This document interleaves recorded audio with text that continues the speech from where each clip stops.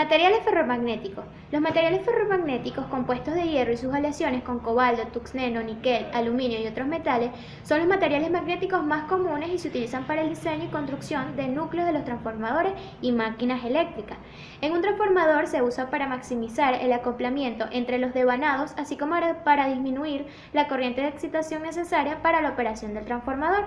En las máquinas eléctricas se usan los materiales ferromagnéticos para dar forma a los campos de modo que se logre así maximizar las características de producción de este par. Ahora vamos a hablar de algunas de sus propiedades. Una de ellas es que aparece una gran inducción magnética al aplicarle un campo magnético. Otra de ellas es que permite concentrar con facilidad líneas de campo magnético, acumulando densidad de flujo magnético elevado.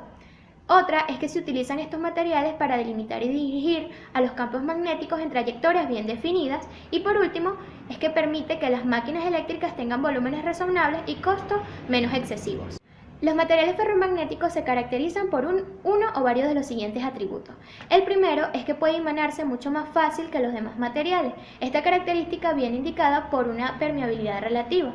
La segunda es que se emana con facilidad, muy diferente según sea el valor de campo magnético. Este atributo lleva una relación no lineal entre los módulos de inducción magnético y campo magnético. El tercero es un aumento en el campo magnético les origina una variación de flujo diferente a la variación que origina una disminución igual de campo magnético. Este atributo indica que la relación que expresa la inducción magnética y la permeabilidad como funciones de campo magnético no son ni lineales ni uniformes. Cuarto, conservan la emanación cuando se suprime el campo. Buenos días, mi nombre es Andrea Pérez y le voy a hablar sobre el flujo de dispersión, inductancia y energía. Un flujo de dispersión es una distorsión de flujo magnético que ha sido introducido dentro del casing por una baja frecuencia electromagnética o magneto permanente. El principio del flujo de dispersión es usado para detectar corrosión en el casing, como el flujo de dispersión es causado por cambios rápidos en espesor y por hoyos, bien sea en la pared interna o externa. Este flujo distorsiona la línea de flujo magnético e induce una señal dentro de una bobina eléctrica. En sitio, la medida de flujo de dispersión hace uso de efecto colocando bobinas en o cerca de la pared del casing.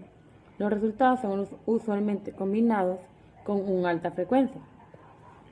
Inductancia es una medida de la posición a un cambio de corriente de un inductor o bobina que almacena energía en presencia de un campo magnético y se define como la relación entre un flujo magnético y la intensidad de corriente eléctrica que circula con la bobina y el número de vueltas de vanado. La energía es la capacidad de realizar trabajos, de producir movimientos, de generar cambios. Es un herente a todos los sistemas físicos y la vida de todas sus formas. Se basa en la conservación, uso, almacenamiento y transferencia de energía. Puede presentarse como energía potencial o como pérdida en los núcleos magnéticos. Las pérdidas en los núcleos magnéticos se deben a dos causas.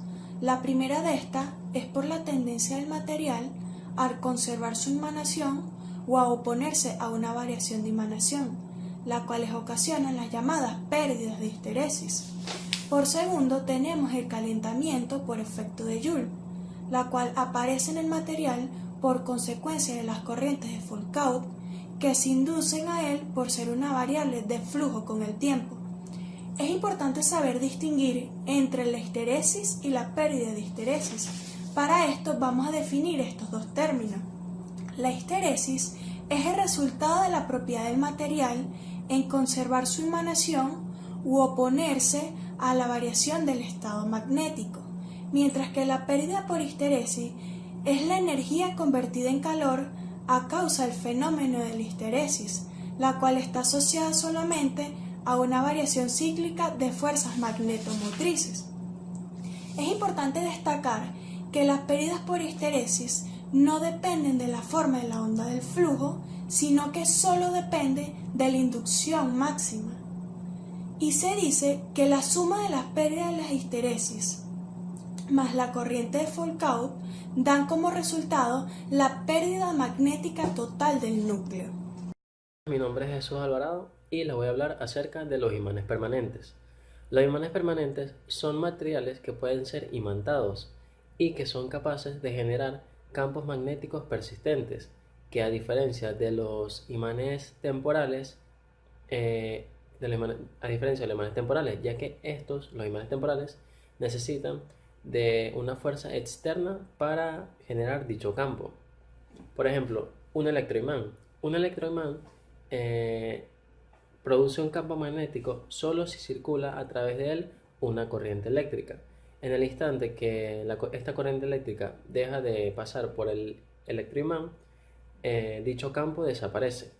Los imanes permanentes pueden dividirse en dos tipos: los naturales, como la magnetita, y los artificiales. Los imanes permanentes artificiales se fabrican con materiales ferromagnéticos duros. Algunas de las sustancias más utilizadas en la fabricación de imanes permanentes son el alnico, que es una aleación de aluminio, níquel y cobalto, como su nombre lo dice, es la nomenclatura de las tres. También ferrita, que es el hierro cristalizado en el sistema cúbico, y el neodimio, que es la aleación de neodimio, hierro y boro. Durante miles de años, los imanes permanentes fueron los únicos conocidos por el hombre y eran utilizados con diversos fines, sobre todo en la navegación. Pero a pesar de esto, ninguno llega a ser tan potente como un electroimán. La debilidad de los imanes permanentes es lo que hace que sus aplicaciones sean un poco limitadas, aunque ya de por sí son muy numerosas. Una de las aplicaciones más de los imanes permanentes es en motores eléctricos. El proceso de inducción en las turbinas y generadores necesita de imanes permanentes para transformar el movimiento mecánico en energía. También se utilizan en numerosos dispositivos para producir movimientos aprovechando el fenómeno inverso a la inducción eléctrica. Puede que los imanes permanentes más familiares para todos, y aún sin saberlo, sean los que tenemos adornando la nevera de nuestra casa. Por lo tanto, hay diferencias entre los imanes permanentes y los imanes temporales. La más resaltante de las diferencias es que los imanes temporales generan campos magnéticos durante un tiempo finito y los imanes permanentes siempre generarán sus campos. Sin embargo, aparte de estas diferencias, los imanes permanentes y temporales se comportan exactamente de la misma manera. Saludos, mi nombre es Abraham García y hoy les voy a hablar sobre las propiedades térmicas y la circulación del calor. Básicamente todas las pérdidas de energía en los aparatos eléctricos de potencia se convierten en calor. Cuando se alcanza una temperatura de funcionamiento estacionaria, el calor extraído por efectos combinados de conducción, convección y radiación debe ser igual al calor producido por conversión a partir de las formas de energía mecánica y eléctrica. Como es el calentamiento, más que las consideraciones mecánicas y eléctricas, quien determina la potencia útil de una máquina, el conocer las propiedades térmicas y de la circulación del calor resulta ser importantísimo al momento de diseñar cualquier máquina eléctrica. Esto nos lleva al primer ítem, que son los efectos del calor sobre los materiales. En la maquinaria eléctrica, los materiales aislantes son los que más sufren con el sobrecalentamiento. Si bien no es despreciable el efecto del calor sobre el cobre conductor de la corriente y sobre los materiales de carácter magnético, las pérdidas en el núcleo del circuito magnético sí se van a reducir ligeramente cuando la temperatura sufra cualquier elevación normal. Hablamos aproximadamente de unos 40 grados centígrados, asociados con el funcionamiento de la plena carga. El Instituto Americano de Ingenieros Electricistas se ha encargado de clasificar los materiales aislantes en 4 grandes grupos o 4 grandes clases. Tenemos el grupo O, clase O, el cual está constituido por materiales aislantes fabricados en algodón, seda, papel y materiales orgánicos similares que no estén impregnados ni sumergidos en líquido dieléctrico. Tenemos el grupo A, que lo conforman materiales a base de algodón, seda, papel y materiales orgánicos análogos cuando están impregnados o sumergidos en líquido dieléctrico. Además de los materiales moldeados y laminados con celulosa, resinas ferólicas y otras resinas. Tenemos el grupo B o clase B, conformado por materiales de mica, amianto, fibra de vidrio y materiales inorgánicos análogos en forma reforzada con aglutinante. La clase C está constituida enteramente por mica, porcelana, vidrio, cuarzo y materiales inorgánicos análogos. Mediante distintas prácticas se ha demostrado que la velocidad de deterioro mecánico se duplica en cada incremento de temperatura en los materiales, aproximadamente en 8 grados centígrados. Lo que nos lleva al segundo ítem, la conducción del calor. La conducción del calor por el volumen de una sustancia es muy aproximadamente proporcional al gradiente de la temperatura. Si se genera el calor en el interior del volumen del material que lo conduce, el problema es análogo del campo eléctrico con carga espacial. Es conveniente y de aplicación general en el campo electricista Al abordar problemas térmicos asociados a maquinaria eléctrica, emplear las unidades watts, centímetros y grados centígrados. La capacidad calorífica específica de un material es la energía calorífica acumulada en la unidad de volumen por unidad de elevación de temperatura y puede expresarse en joules por centímetro cúbico por grado centígrado.